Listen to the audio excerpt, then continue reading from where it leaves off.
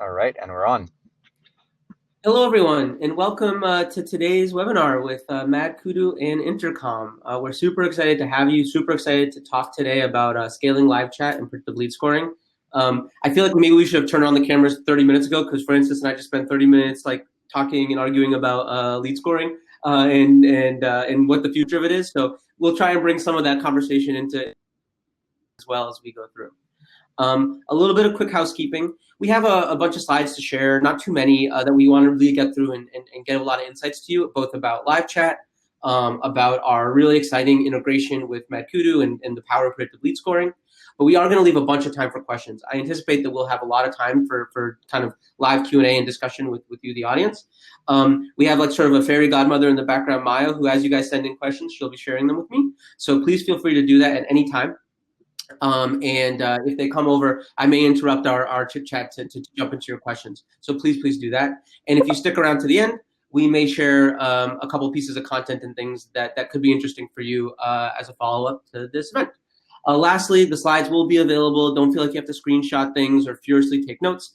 The Mad Kudu team has graciously agreed to send these things out. And also this recording will be available at the very same link that you currently are accessing. Indefinitely. So don't feel like you need to memorize every word that we say. With that, I'd love to just jump into some quick introductions. Francis, do you want to go first? Yeah, absolutely. Excited to be here. So I'm Francis, the co-founder and CRO at Mad Kudu. My background initially was in data science, and I've kind of made it my goal to help companies with that skill and really, help companies grow without having to worry too much about how to apply data science to all of the data that's around them, and to share a bit of a story around that and to maybe share a bit of how much of a nerd I am. Actually, one of the opening episodes of The Big Bang Theory, the one about number 73, is actually a true story of mine that I shared with one of the writers of the show, and they've kind of made it a recurring joke in the show. So data science and like applying all this nerdiness to business has been a core part of my life. And the goal with Mad Kudu has really been to help a lot of these amazing companies like, Intercoms, IBMs, and Vision, to help the go-to-market teams really focus on what they do best and not worry about how to make really complex decisions with all the data that is coming to them. And so I'm excited today to really dive a little bit deeper and to share learnings about how that applies to chat in particular, and how to make it scale even better with more intelligence. Fantastic, thank you. And I'm going to have to go look up that episode. I'm very intrigued now. I'm going to check it out after we finish talking. For my part, I'm playing two roles today. I'm both your host and also I lead demand generation here at Intercom. Intercom, as I imagine many of you know, is a customer relationship platform. We help you grow faster through building better relationships with your prospects and customers. And today we're going to talk a lot about the chat portion of what we do and the messaging portion of what we do and how you compare that with the power of Mad Kudu to help your business grow faster. Quick personal introduction, I suppose, is this is kind of my third high-growth SaaS business I've worked in. And in all of them, lead scoring has both been one of my most powerful tools and one of my biggest headaches. So I'm really excited to talk with you all about some of the things we've learned and also chat with Francis about some of the things, hopefully some wisdom we can share with everyone on the meeting today. So I guess with that, why don't we jump in quickly? The agenda is we're going to talk a little bit about how live chat applied to sales can help you close deals faster and why that is. We'll talk a little bit about some good practices you can use. And then we'll jump really deep into sort of the predictive lead scoring side of things and how you can really make this practical for your company today if you just go ahead and install Intercom and the Mad Kudu app. So let's get going. So the first thing I just want to comment on, for those of you that sort of have embraced messaging and chat, you're probably already feeling this in your business. For those that haven't yet applied to their business, there's probably something that you yourself could kind of identify with, which is that people have changed the way they seek to talk to companies. And that's really a function of a huge change in the way they seek to talk to one another. If you just reflect on your own communications, like just right now for a minute, think about every message you've sent or every person you've talked to for the last 24 hours. What percentage of those were email? Probably a lot. What percentage of those were Slack messages or work IM or whatever? Probably a huge number. What percentage of those were WhatsApp, SMS, Facebook Messenger? Probably even more. And what percentage of those were a phone call? Basically zero. And that's really interesting because 20 years ago, that proportion would have been completely different. And we're in a moment in time here where that sort of behavioral change, where we choose and we prefer to talk through messaging over most other channels, is sort of kind of inundating the workplace. In fact, just point in case, Slack IPO just this morning, and their stock is up like crazy, built around this notion that there's a different, better way to communicate. Why would you make people fill out forms and pick up the phone to talk to you when there's a way that they obviously prefer?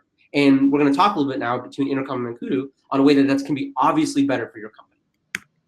Right. And on that one, maybe one thing I wanted to share that I find always interesting is like this is part of kind of the journey becoming more and more digital, and forms to me always seem like the fax of today, right? Where if I booked a campground in the Grand Canyon and had to send a fax to them, and this seemed like such like a travel back in time, and I feel like forms are similar in that sense where you have to submit this thing, send it somewhere, and then you hope for something to happen. It's so different from how we're used to interacting with one another on a day-to-day basis, and it's just something of an old era. And I think people want this kind of synchronous element to that chat brings. And I think the other element is they also want to have control. They want to control when they engage and when they are engaged, and they don't want to just shoot something in the air and then wait for a response. And I think that's like something that we've seen a lot all over the place, and I think correlates to the success of chat recently. Mm-hmm. Yeah, and I couldn't agree more. And I think one thing that's really interesting here is we should emphasize it's not so much the idea of a form as isn't that little piece of JavaScript or that sits on your website that's the problem. It's exactly what Francis is talking about. It's this weird like a message in a bottle into the ocean type problem, and the ability of chat to sort of collapse the timeline from when you actually I can jump for a slide and we can talk about this. I'll come back to that prior one, but to collapse the timeline from when you when your audience is seeking to talk to you to when they actually get to talk to you. And you as a business, the timeline from when you first encounter somebody who seems to want to buy, or at least has a question that could result in them wanting to buy, to when you actually get to sell to them. It's one of those rare things where everybody wins. They get answers faster, you get to sell faster, everyone's kind of happy. And that's kind of what this image is meant to kind of capture. The form itself, so be it. You could put a little, form box where people put information inside of a chat window as well. That's not so much the issue. It's the experiential aspect of this. It's the synchronicity that you get when you do all of this in a chat context that you lose when you do it in a website, form, email auto reply, follow up by sales, et cetera, et cetera, et cetera. And that's where things start to really fall apart. And that represents a lot of the huge opportunity that you get when you sort of embrace chat. And I guess jumping back for a second, what that opportunity kind of looks like, we've done a lot of data crunching on our side, and that opportunity is really, really significant. What we've found is that 82% of website visitors who choose to chat will ultimately convert to customers, which is a pretty wild number when you think about it. Now, I fully acknowledge there's a little bit of a causation correlation thing inside of here that you have to kind of unpack, which is, are the people inclined to buy more inclined to chat? And I think that's a fair kind of point. But no matter how you slice it, I refuse to believe that this kind of a lift is solely caused by that. Cut it in half, and it still is suddenly your best lead channel. And so I think that there's a really important insight here about using this as a tool as quickly as possible to tap into the people's desire to communicate with your business in this way. And then lastly, on the other side, people who chat tend to buy more. And that, that's just a function of something that, as a marketer, that can be a bit challenging to acknowledge, but I think it's important to point out, which is sales works. Given the opportunity to sell to somebody, they will buy for more. And that's not just because of slimy salesmanship. It's because a seller can hear what somebody is seeking to buy and then craft an appropriate solution for them and explain the value of that solution properly. And that's the pattern that we see time and time again, is when people chat, you're essentially giving yourself more opportunity to have an unstructured conversation with your prospect, and as a consequence, cause them to buy more frequently, the stat on the left, and buy more, the stat on the right. And the combination of those two factors can have a really huge impact on your business performance. And I think it's something that, if there's one thing you take away from this, I think this is a really critical insight to take away. A couple other comments on sort of the ROI here. This is a super common statistic, but I think a very important one to understand. And it relates back to Francis's prior point. Chat is faster. And it just is faster because of the synchronous nature of it. And if you need a kind of an ROI stat to kind of capture some of the power of being faster, speed kind of wins. The famous truism in sales is time kills all deals. I think you can expand that to say time kills all leads. And in chat, it's so much less time to get to the sale, and you can be the vendor who answers the question first. Like I've watched our sales interactions. I kind of spy on our SDRs, and I've watched the interactions that they have and the records that come through, whether they chat or whether they email, and the SLA on how quickly they can interact with somebody and get a question answered it's so powerful to see things transition from an open-ended initial question to a high-intent buying question in a matter of minutes over chat. And the level of intent can only dissipate over 48 hours. The book or the meeting or the word of mouth moment that got them fired up to chat or fill out a form, if you can capitalize it immediately, you're going to make money. If you wait 2 days, they're going to get distracted and their boss is going to yell at them or whatever else is going to happen. And so the speed of chat is a critical factor here that you need to kind of be to account for. And then once you load predictive in there, then you can really start to optimize around that speed to ensure that you're applying your resources to the right places to get the highest ROI for your business. Last quick comment is live chat has really changed a lot. And I think when we use the word live chat, it conjures in a lot of people's minds. Excuse my language here, but like really horrible, crappy live chat that we all kind of got accustomed to in the earlier days of the internet. Like you click a button, a really horrible little thing shows up. It says, please wait 22 minutes for whoever from wherever to talk to you. And the thing to account for is live chat has become, in particular, I don't mean to brag, but with Intercom, in a really extensible, powerful environment, whereas marketers and sellers and operations people, we can build really customizable, interesting experiences. And for our prospects, we can really deliver a lot of value right in the chat in a way that feels slick and modern and matches their experience that they're having on WhatsApp or on Facebook Messenger, but in a business context. And this is really important to understand. Like you got to kind of break out of the mental model of like weird gray boxes with support reps and into a world where this is a selling channel and a customer experience channel, just like your website. You can build amazing, memorable things inside of here because of the extensible nature of live chat. So I'm gonna quickly just take a question, and Francis, I'd love for us to maybe go back and forth on this one a little bit. So one question from Ben is, what's an actual pitfall around lead scoring, especially applied to live chat? I have some ideas, but maybe Francis, would you mind sharing just a mistake that you see people make all the time when it comes to lead scoring in live chat? Yeah, I mean, there's a couple. I think one of them is to rely solely on where the lead is coming from. Essentially, I mean, it's hard to have more data and to try to push that directly to all the reps. I think if you try to expose all of your chats to reps in the hope that because 82% of these chats are like will convert to customers, like you have that hope, and so you start pushing all your reps to the live chat, it's very time consuming for them and they have to pay attention to the chat all the time. Unfortunately, there's a lot of like initial chats that are not necessarily qualified, so they can lose a lot of trust, and it's very damaging for the relationship between the rep and the concept of live chat. And yeah, you only have one first impression. It's generally very hard to get the reps back into the idea of adopting live chat. So like I think the pitfall is to try and do like a full blown release to all of your reps at once without like testing the waters and figuring out where you want to throttle and what you want to throttle to make sure that you have a successful launch, and that the reps actually see the value from it, and that they don't just remember only talking to like a couple of leads in India and 2 students. Mm-hmm.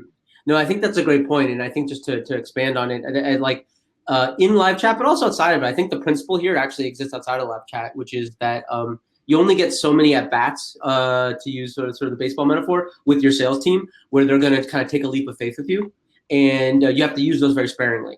And so whether it's launching live chat specifically or lead scoring in general, or whatever the case may be, a really dangerous practice that can really set you back quite a bit is if the initial waves of leads aren't tuned correctly for a new channel.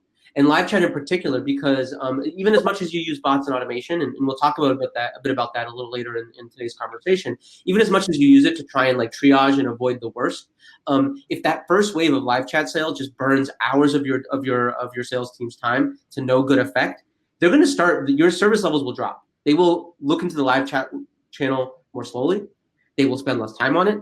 They will care less. And then it becomes this self-fulfilling prophecy where the first leads were bad, therefore they worked them badly, therefore the next leads were bad, therefore they worked them badly, and before you know it, you're shutting down the channel. And that's a really common kind of tailspin that people can get into. And so I think kind of the implication of what Francis and I are saying is you want to, you do need to move aggressively to embrace this channel. Like I know I sell this product, so you may want to take it with a grain of salt, but like I have only seen good things happen with companies that take this channel seriously.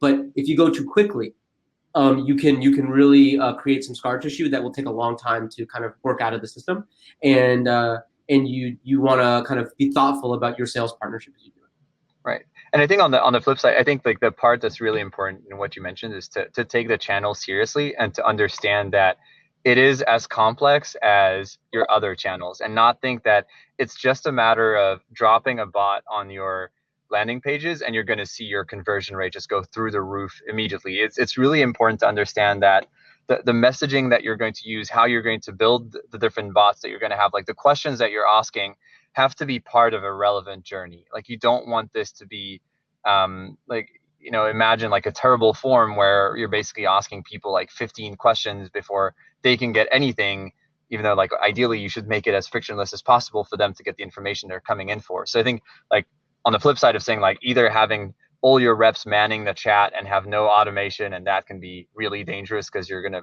like drive your sales team away. On the flip side, if you have only automation and a super cumbersome process, you're going to drive your customers away. So I think as Brian was saying, it's really taking this very, very seriously and testing a lot and iterating and really trying to use as much empathy as possible to understand how is the chat making the experience of the visitor better, and how is it bringing value to their experience. Like it's not about repeating what's on the page. It's not just about asking a question like, hey, do you want to schedule a demo? Do you want to schedule a demo? It's about really trying to figure out what is the right question at the right time to ask to make it frictionless, like essentially scaling what a good rep would do with a good lead. That's great. So I'm going to start jumping into good practices here, but one thing I'm noticing is we're getting a lot of questions. Please keep them coming. These are awesome questions. I'm excited to engage them. They're a little bit more sophisticated than some of the practices on this slide. I think these are like the things I'm going to share are like important core concepts, but I'm going to work through them a little quickly so that we can touch on some of these more sophisticated ideas. And caveat in advance, if Francis or I say something dumb, we didn't know these questions beforehand, so cut us a little slack. So, okay, first thing, this is fairly straightforward, but again, to kind of Francis's point, like you need to step into this with the end in mind and with an understanding of the capacity you have to play with and how you're going to get there. So before you begin, like, don't roll your eyes. This is important. You need to define your goals for this channel. And you can do this with a simple little Excel spreadsheet model, like what percentage of your leads do you think will chat? Okay, based on what pages and so on. If they chat, what will happen? And kind of build from there so that you have some objective standard on whether this is working or not. And understand that you're going to be testing, so you may end up revising your goals, like in some cases really quickly as you learn. But nonetheless, start with the business outcome you're trying to get to, and then work backwards through to the experience you're going to be crafting in the messenger.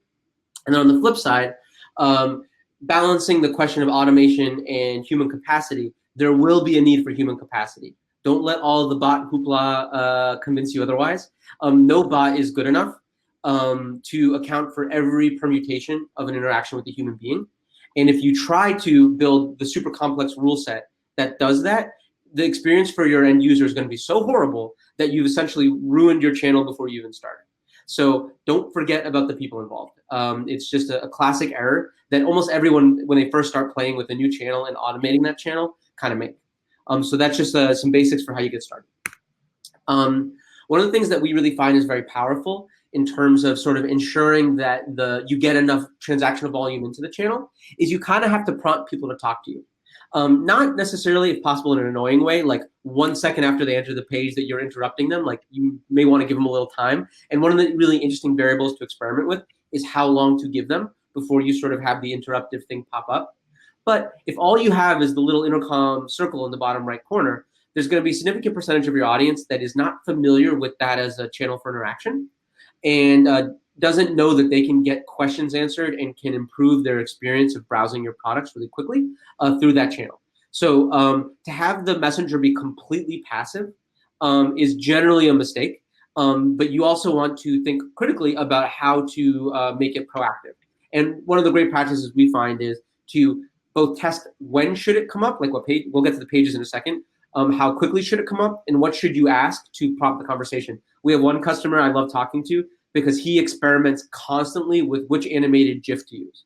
And he's through testing landed on some really interesting like GIFs that make him lots of money, which is a really weird sentence to say. I never thought I would be saying. But as a result, like he knows the GIF that will cause him to make more money versus not. And as silly as that sounds, if your business is the kind that can sustain that, I would recommend that kind of experimentation.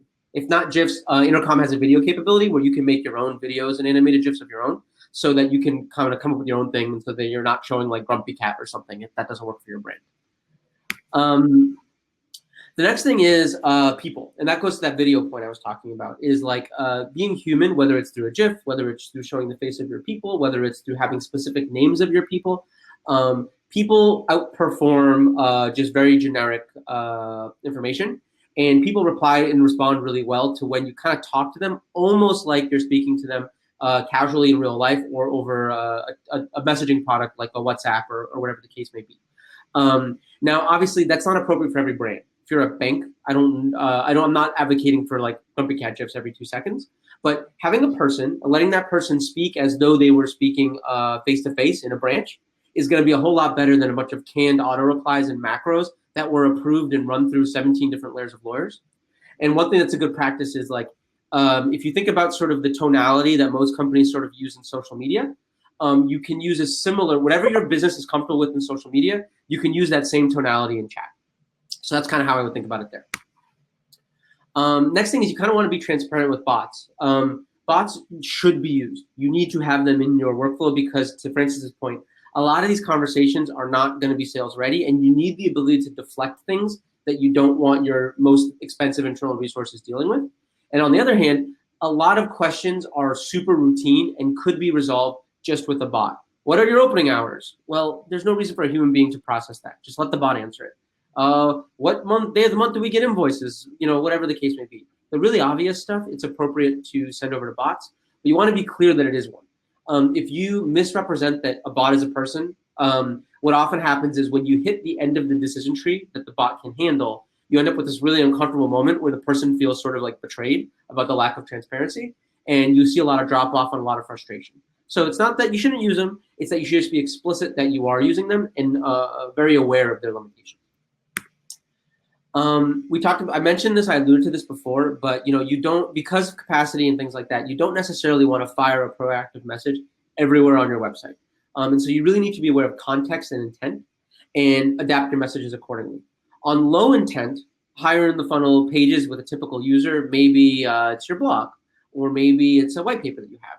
You probably want to have a very different form of message and timing for when the messenger fires than on your pricing page. Where presumably it's a much higher intent audience and they probably have much more specific questions that if you had the opportunity to answer them, you might be able to pull these people down the funnel to revenue faster. And so you really want to think hard. One useful thing to do is just look at your sitemap and start categorizing pages as best as you can by the level of intent that sort of it kind of implies for a user to be there. And that's like a gross misrepresentation, of course. You're just kind of picking big buckets and doing your best. But you start there, and that lets you think about how aggressively to intervene and what kind of messaging you should use to intervene and what offers to make. You don't want to offer a demo in a context where people are just getting familiar with what you do. On the other hand, it could be the absolute best thing to do to intervene and offer a demo when somebody is about to drop off the page from your pricing page or something like that. Another just valuable basic is to set expectations. If you tell somebody you're going to answer them in a minute, you damn well better answer them in a minute. If you tell them it's going to be a couple hours, you damn well better do it in a couple hours. If you tell them it's going to be a couple days, I would suggest you improve your service level agreement. Otherwise, what are you doing in chat? And I think the bots can be really valuable here. If you can't get down to that minutes or hours level of reply, you definitely want to let the bot do it for them, because at least then there's some payoff for the person having engaged with your messenger. It can be the bot saying, here's a potential answer to your question or multiple potential answers to your question. Not satisfied? Give us your phone number, give us your email, we'll get back to you as soon as we possibly can. And at least there's like some resolution. There's nothing worse than dropping a question and just an infinite silence. That's no better than the challenges we started with around forward behavior. So really think hard about this, and how do you set expectations, and where do you use a bot? If you can't meet a certain set of expectations, how do you use a bot to mitigate the downside of that? Okay, I'll pause there. If anyone has questions about anything we just said, feel free to ask. I'm going to take a second. I'm going to jump into a couple of the questions folks are asking, and then we're going to start dipping into predictive lead scoring, which I'm really excited to talk about.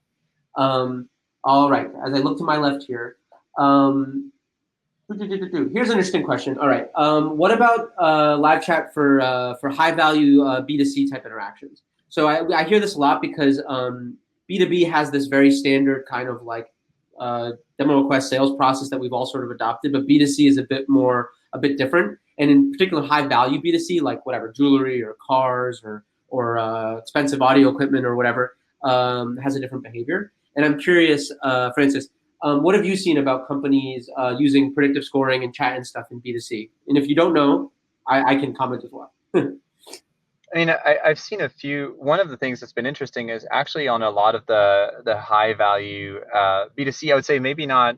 I know the in the question was mentioned things like automotive.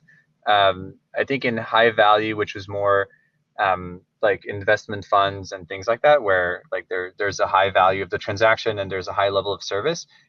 You actually tend to see similar sales motions as what we would see in B2B, where there is a demo request, there is a get in touch. I think on the automotive side, I mean, there's like one company comes to mind that does this more asynchronously than a chat, which would be something like Conversica, where they like will kind of mimic an SDR and like do all the follow-ups for any kind of request that's there, which I think is like one step towards in that direction. So there's definitely a lot of potential, and people do it to try and run that qualification. I think there's a high value in having the chat in there because again, like you can use the chat to do some level of identification of who's someone you want to route to a person versus who's someone you want to route to some more, nurturing material. Mm-hmm. Yeah, and I would agree. I think that there's definitely a common misconception that this stuff is only for B2B. And like the example I always like to think of, there's many, but like there's just an Intercom customer that I love who sells farm equipment, I think in like Nebraska. And it's just like a wild thing to me. The guy sells tractors, and he is such a huge advocate for Intercom because he sells so many tractors with chat, which like again is a sentence I never thought I would say. And I think that the specific kind of thing that we're sort of talking about here is that there are a lot of high consideration purchases that have similar patterns to B2B. And even though you may not necessarily have a big SDR team or whatever, anything that's like a pretty high consideration purchase and honestly, even just like a couple $100s for sneakers is a pretty high consideration purchase. People don't do that lightly. There's a lot of opportunity for a product like Intercom, chat in general, to again help kind of short circuit the sales process. And you do need to apply it a little differently because the workflow is different. And so I think this is an area where not all B2C companies do this because they think often very much in the context of databases and engaged users and reselling to people who have bought in the past. But really sort of whiteboarding out and drawing out your sales process as best as you can understand it is something that it comes very natural to B2B companies and isn't always something that e-commerce companies do. And so doing that and then thinking about, again, sort of where does the intent manifest? How do I intervene through chat to accelerate that? And more you're seeing this in like relatively high consideration and very high consideration B2C. We see it with sneakers, we see it with tractors, we see it with cars, we see it with expensive electronics, we see it with subscription products B2C. So like boxes, all those box products, educational products. You see a lot of that because it's just something that very few people buy on impulse. And anything that is people are not inclined to buy on impulse, chat with the appropriate lead scoring automation can probably really help. One question that's coming up a lot, and I normally I would address it at the end, but it's just so much here, I'll just jump into it, is sort of thinking about marketing automation tools that aren't chat. And I know, Francis, you have a lot of opinions about this, is just like, does chat work well if you're trying to match it up with Pardot or with HubSpot? And like, what are some good ways to kind of like stitch all this stuff together? And I imagine you have a couple thoughts on that, and I have a few as well. If you'd be up for sharing, Francis. Yeah, absolutely. I mean, on our multiple ways, like without like pitching too much Mad Kudu, that's one of the things that we do is actually like take all that data in, because like some of these automation platforms will have a direct connection with Intercom, so you're able to essentially have that information in there automatically. But for those who don't, like typically what we do is we're ingesting all of this data and we're essentially identifying who's an account, who's a target account, who's a customer, what tier, all of that, so that whenever there's a new lead that comes in, whenever we ping our API, we're able to get a sense of where is this person and where is this account in terms of their customer journey with you, so that you're able to identify where they're at, and like have a messaging that's relevant if they're a customer versus if they're a target account versus if they're a prospect, which I think is like one of the elements that Intercom is starting to talk a little bit more about on the ABM side of saying, when you have target accounts, how do you actually have an experience with the chat that matches even better that kind of ABM flow of saying you want a flow that's relevant to to that lead, because they belong to an account that already is assigned to someone that's been touched by someone, and we know where they're at in their buying journey. Cool. I guess, yeah, the one thing I will add, and obviously I'm seeing these questions, so I have a little more context perhaps than you do in some of these, for instance, is I think some of the folks are also wondering, how does the lead score intelligence that comes out of MacKudu, how does that get spread out across all the different various systems? Like, does it work well with making governing decisions that Pardot might make? Does it work well with governing decisions that Marketo or HubSpot might make? And how is that typically set up? Got it. Yeah, yeah. So that makes sense. So essentially, so one of the challenges was like and we were talking about this before we went live, but one of the challenges was, let's say, a lead score that you build in Marketo or in Pardot, is that it leverages data that is in that platform, and the score sits in that platform. So then you can propagate it to Salesforce, and then from Salesforce you can propagate it to Intercom or Marketo directly to Intercom, I believe. The challenge there is that you're potentially missing data. So if you have an analytics database or system, if you're tracking everything in Mixpanel or something like that, that data is very rich, and you're not necessarily able to capture it for the lead score. And the other thing, point-based lead scores in those marketing automation platforms take some time to compute, and they have no concept of an account, right? So where MadKudu is slightly different is that we ingest all of this data and build the score both at the lead and the account level, so that if you have a new lead from an account that is already engaged, that lead is actually going to inherit in part the engagement score of the account, to say, hey, this is a new lead, we've never seen him, but actually their score should not be 0, because this is a lead that's part of a very engaged account, and therefore their score should be very high, because we want a rep to talk to them quickly, because they're potentially let's say, the buyer or the champion for this account that we want to close. And I think that's where there's a big change in possibilities of instrumentation that comes from what seems like a minor change in technicality. It's like this ability to compute scores at the account level, to even have the concept of accounts, which is not native in the scorings of Marketo and Pardot or even HubSpot, and being able to then propagate those scores across the different platforms. Mm-hmm. Yeah, and I agree. I think that's one of the most powerful things. Like, we're slowly, and I want to talk about B2C in a moment, but I'll just comment on B2B first. Like, B2B is slowly, and actually almost weirdly slowly, because the notion of account has always governed what salespeople do, basically, like in B2B. And then it kind of turned to this ABM thing, which allowed it to start to govern what marketers do. But we're still, it feels a lot of cases like we're starting to trying to retrofit software that doesn't understand account for a world with accounts. And that's just naturally how software works. But I think something like MadKudu, which has that notion and can pretty seamlessly put smart things about accounts in all the systems you already have, is one of those really powerful ways to kind of leapfrog forward for a B2B business. It's like, instead of sitting there thinking, oh my goodness, how do I make Marketo understand accounts, and doing all kinds of crazy things, you could buy something like MadKudu and probably like fast forward a little bit that process and start to get that benefit propagated into your Salesforce instance, into your Intercom instance, and so on quite quickly. One thing that people asked, and for instance, genuinely, I don't know the answer. Maybe the answer is you guys haven't built this yet, but can MadKudu be applied in a B2C context where account is a little bit less relevant and Clearbit doesn't necessarily return data, or ZoomInfo or whatever doesn't necessarily return data as easily? Can MadKudu add value in that situation? It can be. It's not something we're focusing on for, I guess, 2 reasons. Like you mentioned, like Clearbit, which essentially is like one of our third-party providers for data enrichment on the lead and the account level. The challenge in B2C is that the typical enrichment providers in B2B don't work in B2C. There's some really good ones in B2C, like Tower Data, Experian, all of that. But so we haven't built native connectors with those. However, the whole concept of learning from historical data to build, to predict what's going to happen in the future off of first-party data absolutely works in B2C the same way that it works in B2B. I would argue that it's actually a little bit simpler, because there's not this hierarchical concept of leads that show behavior that roll up to an account, and you might have two people within an account that are showing a lower level of behavior, but the fact that there are two actually means that the account is engaged. So it's even easier on the B2C side because you're really looking at the activity of one user, and then you want to score them based on the information that you have. But yeah, like um, there's a ton of stuff that you can do even just based on IP lookups, of looking at what the zip code the person is in, what browser they're using. There's a ton of predictions you can make around the lifetime value of a customer just based on those elements that are fairly easy to obtain. Cool. So okay, I think in short the answer is not the concepts all work. The tech could work, Right. but it's maybe a roadmap down the road type thing that Matt Kudu might get to eventually.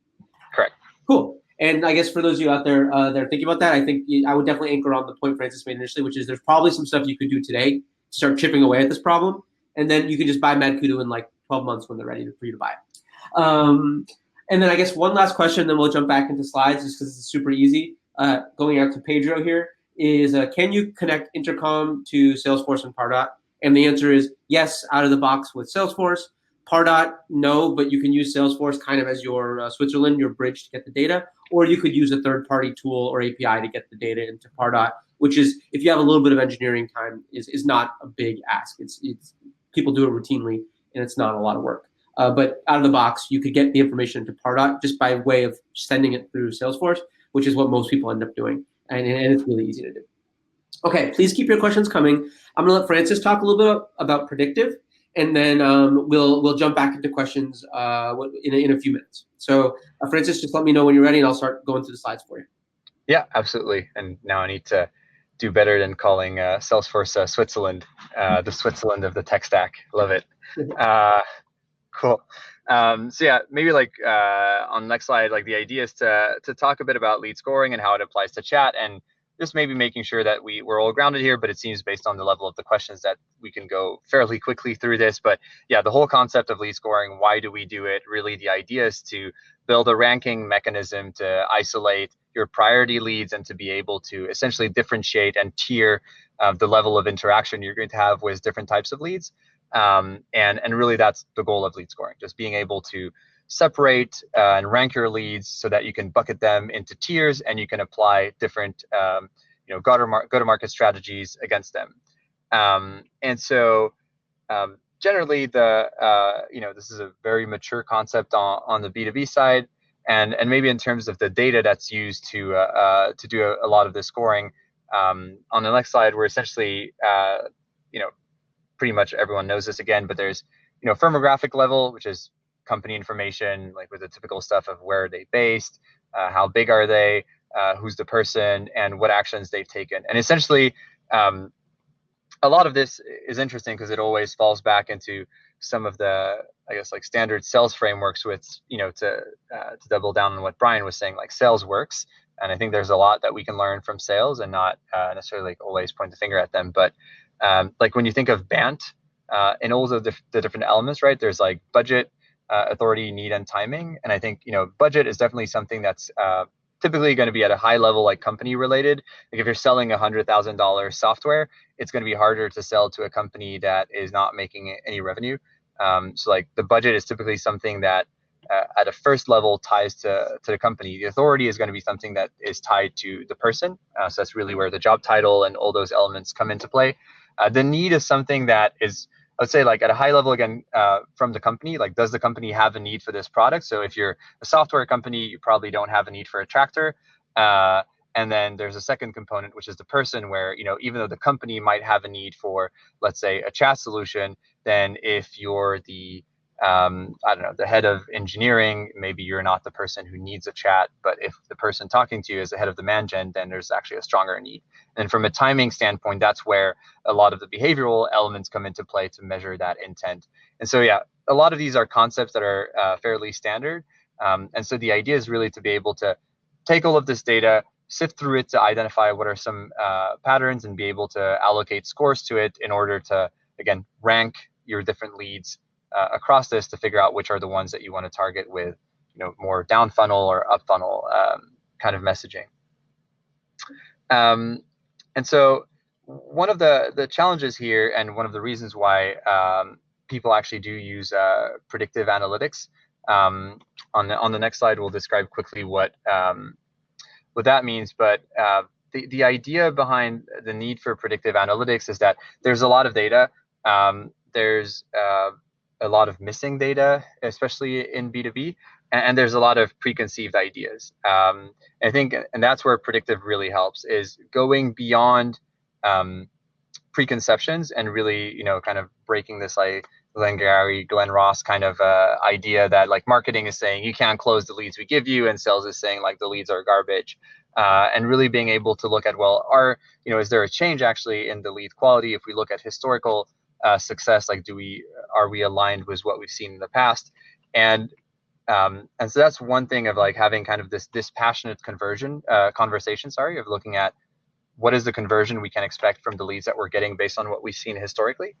And I think almost more importantly, there's a big element around preconceived ideas. I mean, we were talking about how the journey has moved to digital in the past few years. I think another big thing that has changed over the last maybe like 10, 20 years is that we live in a world that is more and more polarized, and people have very strong opinions, and they want to form those opinions very quickly.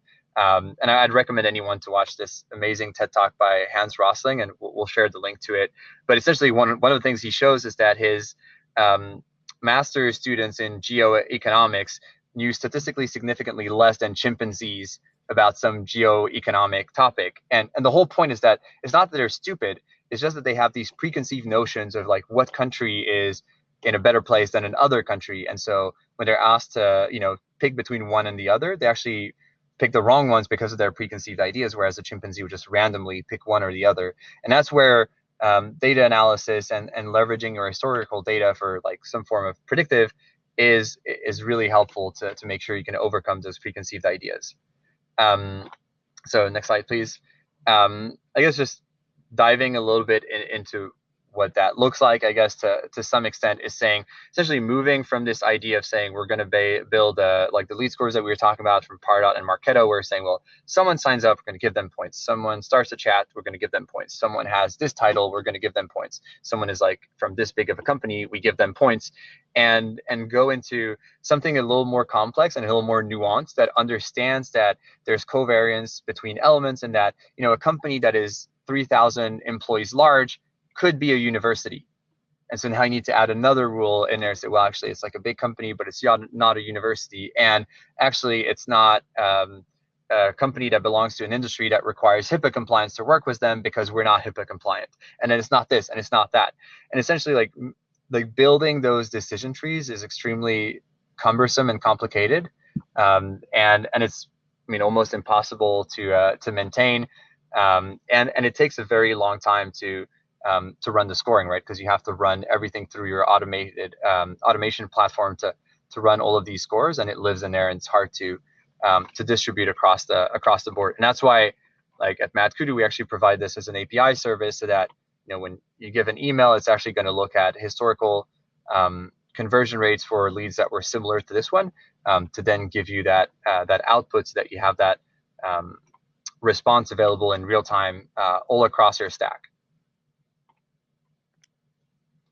And maybe in terms of what it looks like, as I mentioned, right, it's really about ingesting all the data, and that's one of the complexities of it, is ingesting all your in-app data. If you're a SaaS platform, ingesting all the marketing activity data, ingesting all the CRM information, as we talked about, like who's a target account, who's a customer, enriching all of that with third-party information, so technographic and firmographic, and then from that being able to run this like machine to understand what is your ideal customer profile statistically, what is a somewhat ideal but like not perfect profile, and what are the conversion rates associated with it, so that you can have a proper conversation with marketing around when to trigger a chat, or when to trigger some kind of like MQL flow. Cool. And maybe the last element is I just deep dive a little bit into this one, because when you're doing a lot of the scores in the marketing automation platforms, one of the challenges there is you're basically building one score that combines the behavioral element and the firmographic elements. And the challenge of that is if you try to apply this to your chat, where potentially there's no prior behavior, your score is very, very incomplete because you're no longer trying to score your database within the concept of everyone using your website. You're actually trying to score someone within the concept of a net new lead that came in through your chat. And like the only thing that matters in most of the cases is going to be the firmographic score. So that's why like being able to build the scores independently and then like together is critical so that you can isolate one type of score for a specific context. So in the case of live chat, you want to be able to say if this is a brand new visitor that just input their email, like at this point, and brand new meaning that there's no account that ties back to it, we want to say, well, the only qualification that we're going to use to determine what should happen next is going to be based on their firmographic information. And considering that the chat is like high intent enough. And so I think like, yeah, building like having those three scores separately is actually critical in being able to run smarter instrumentations and not to have to add a bunch of rules all over the place. Say, well, yeah, if it's a live chat or if it's a demo request, then we actually don't want to look at the rest of the behavior. We just want to look at the firmographic scores. And I'll just interject quickly here, just across these choices of how to represent the scores. I would highly advise folks not to expose the numeric scores to your sales team or to your business partners that are not in the operations group that are implementing this. All it will do is create lots of questions about why is this a 36 versus a 41, and like generally that's not like an interesting or meaningful conversation to have. If you orient around the segment definitions, or even better, in my experience, is the emoji version of this, where you use colors and symbols, you will get a much higher level of uptake from your business partners, and avoid a lot of frankly fruitless conversations that you won't get a lot of value out of. So please learn from my mistakes and don't use the score, expose it all over the place. Right. And the other element that I think was critical here is also the signals, right? Like being able to explain to your business partners why you've allocated a score or another is actually something that helps a lot in driving the conversation, so that they don't just look at the email and say, hey, I don't agree with this score. Okay. So anyway, yeah, the goal is to like minimize the amount of leads that your team should be working to have the same kind of impact. And the idea behind that is not that you want to minimize the team, is that you want to help the team put actually a lot more effort on a subset of the leads. So it's really about like really white glove experience for the best kind of leads. And so like really maybe going quickly over the three main use cases, because I know we're running out of time and there's a couple more questions that looked really interesting that we might want to cover. But kind of like using predictive in the chat. I think like the first use case is really being able to run that segmentation, so understanding like who should be treated as a VIP when they come in, who's a lead from a hot account, and like how are you going to deal with them, who's a lead from a target account, and being able to run a more ABM play with them. And ultimately, like the idea behind that is, if you think of it in very simple terms, if IBM comes and knocks at your door versus my crazy uncle, like you probably want to have a very different experience, both for the user, but also for your go-to-market team. And like this is like a first decision point of saying, well, now, okay, like we have the crazy uncle, we have the IBM. What experience do we want to have for both? And being able to start thinking about it that way and building your flow in that sense. So that helps you to customize at a much broader scale, because you can customize without needing to have like necessarily one-to-one conversations. And maybe going a little bit deeper into that use case, there's the idea of being able to qualify people in real time. So you're saying if someone inputs their email, again, take the example of IBM. IBM is on your pricing page, and they start, they input their email and say, hey, I'm from IBM, blah, blah, blah. Like, ideally, you would want to give them access to a rep's calendar and say, okay, like we can complex questions, like given that you're an enterprise customer, there's going to be a ton of questions like, what are the security elements here? Like, how do you do admin portals, blah, blah, blah. And that's where like having a person interact with them is going to be much more helpful than trying to do it with a bot. And so like being able to run that qualification in real time to then have the bot trigger another application like a Calendly calendar is super helpful. And we've seen massive uptakes in bookings for so like pipeline generated from the chats directly. And the final one, which again is like a a variance of this use case is really like maybe more granular in terms of routing your leads based on reps and based on the score. So being able to say, if you have a high quality lead, you want to push them to a rep and ideally um, to a calendar, or at least like show the rep why you want them to interact with this lead, which is what we have in the app in the inbox. If it's a medium quality lead, then potentially like have a bot run some more qualification to get more information to refine the score. And then if it's a low quality lead, then potentially push them to more nurture content or some form of a grouped webinar. Great. So I know we kind of had to go quickly through these, but we'll send like the recording, we'll have all of it, and we'll be more than happy to take questions even offline after this.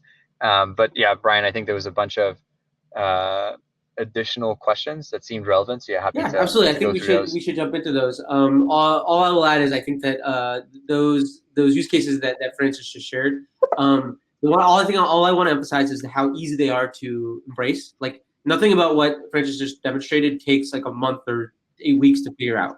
Once you have Matt Kudu set up and Intercom set up, like you get to a point where you are automatically qualifying and booking meetings is very very straightforward. And I just want to emphasize that because sometimes you can kind of file away these things like, oh, we'll get to it. And this is one of those ones where like if you get to it sooner, you'll get the benefit sooner. And it's not going to eat 4 weeks out of your team or your own effort. It's going to eat a couple days. Obviously, you have to configure all the tools to begin with, but if you've got the foundation, it's very straightforward to get to a world where people are visiting your site and meetings are just happening. And that's a really exciting place to be to help your company grow. All right. We have what looks like about 8 minutes left. We'll try and get everyone out on time. So I guess first question to jump into, I think this is a pretty straightforward one from Ashkan. Thank you for asking. Francis, is Mad Kudu only useful for B2B SaaS? Or can you use it for more classic enterprise B2B businesses? Like, do you have to be some high flying SaaS business like Intercom or Envision or something to get benefit? Yeah, it's a great question. So the answer is no. This works for any B2B companies. Yeah, we talked a little bit about SaaS because that's generally where there's an even higher level of complexity with like a higher volume of data. But the challenges are fairly similar in your classic enterprise sales motion of, again, like understanding which accounts are engaged, and there's going to be potentially a lower level of engagements where you don't have people like browsing your app and things like that, which actually makes a tool like MathKudu even more relevant because it's much harder to mine the right signals to understand which accounts are hot and ready for Yeah, I totally engagement. agree. I would say like one of the powers of like a freemium SaaS model is like the most high intent thing somebody can do is to start a trial, and that's a pretty obvious thing. You don't need predictive lead scoring to say maybe somebody should talk to that person. Whereas if you're in a different business model, like you need to hunt harder to find those high value signals, and that's not an easy thing to do. And I think that Mad Kudu can really add a lot of value for non SaaS businesses in a way that like we can kind of take a little bit for granted in SaaS. Actually, I think this is another great one for you, Francis. Sorry to put you on the spot, but given that you've, I think, done a lot of work over in Europe, I would love to ask, like, for data enrichment, is there anything else out there that can help with European data? Things that are GDPR compliant, not too scary, that folks might want to go check out. And that's a question from Ben. Yeah, there's a couple. So there's one in particular data provider. I mean, mainly B2B. I'm sorry, I have very little knowledge on B2C for Europe, but on the B2B side, there's Cognizant, which like their big claim, I think like all over their website says we are the only like GDPR compliant data enrichment platform, and specialized in EMEA data. That's one. The second one that is not not person level enrichment, but company level is so from Bureau Van Dyke. So they have a product called Orbis, and they do like private company data enrichment. So in terms of like revenue, company size, things like that. And they work really well in that sense. And because it's company level, it is GDPR compliant because there's no PII data in there. And they basically obtain that information from, I think, yeah, scraping a lot of things out there. And then like on the technographic side, I mean, yeah, like most of the tools work fairly well, but I would encourage like building like a JavaScript scraper yourself if like one specific technographic is going to be the thing that that is the most important in the Great. scoring. And I just jotted down both of those names because I've been hunting for some good European data sources lately. That's one thing I would just advise everybody. Data is not a place to be cheap.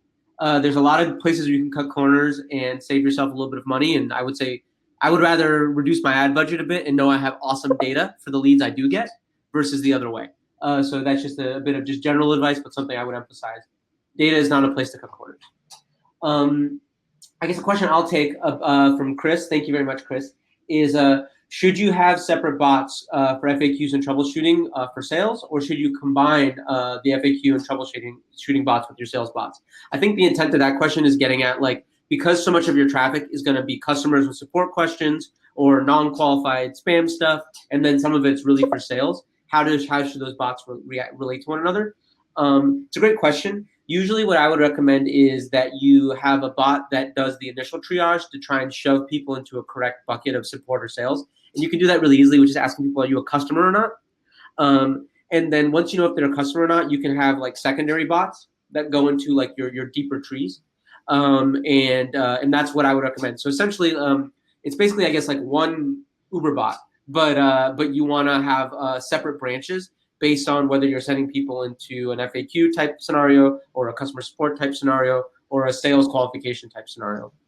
And if you happen to be an Intercom customer and you bought our articles product and our answer bot product, you can start to do really cool stuff with surfacing articles automatically inside of those conversations. And it lets you address and resolve questions super duper fast. We have a bunch of data from customers that do that, and they're saving like literally like people weeks by implementing that thing. And when you think about the cost of that, like weeks and weeks of human effort, it's a really meaningful benefit to your business, and it lets you do better arbitrage of your people's time. It lets them sell more and answer questions less. Or in the case of support, answer hard questions more instead of silly questions more. So that's kind of how I would approach that problem. I guess we'll hit one last question, and then we'll actually, you know what? I'm going to pause. If we jump into a question, we're going to keep everybody too long. So we'll get to these a little after. Feel free to send a message into the Intercom Messenger or Mad Kudu, or find us on Twitter or on LinkedIn, and we'll answer your questions further. I want to say thank you again to everybody for joining us. Really, really grateful for all your questions, your participation. Thank you so much, Francis, for sharing all your wisdom and hard-won knowledge about how to do this well, and for building a great product in Mad Kudu. And yeah, slides start to come by email. Expect some follow-up, and this recording will be available very, very soon. So please feel free to watch it, follow up, ask questions. We're here to help you be successful. Yeah, thanks a ton, Brian, for this. This was great, and thanks for sharing a lot of insights. Also, yeah, the one thing I will say, feel free to keep on adding questions in here. So the live recording will actually be hosted on directly on a similar page to this, where you can keep on adding questions and interacting with the chat. And so most likely we'll come and we'll answer some of the questions in here, and we'll send the notes along with the email that will have the link to the slides and all of that. But thanks a ton for all joining, and yeah, thanks Brian for running this. Thank you all. Awesome. Have a wonderful day, and good luck with your live chat. All right.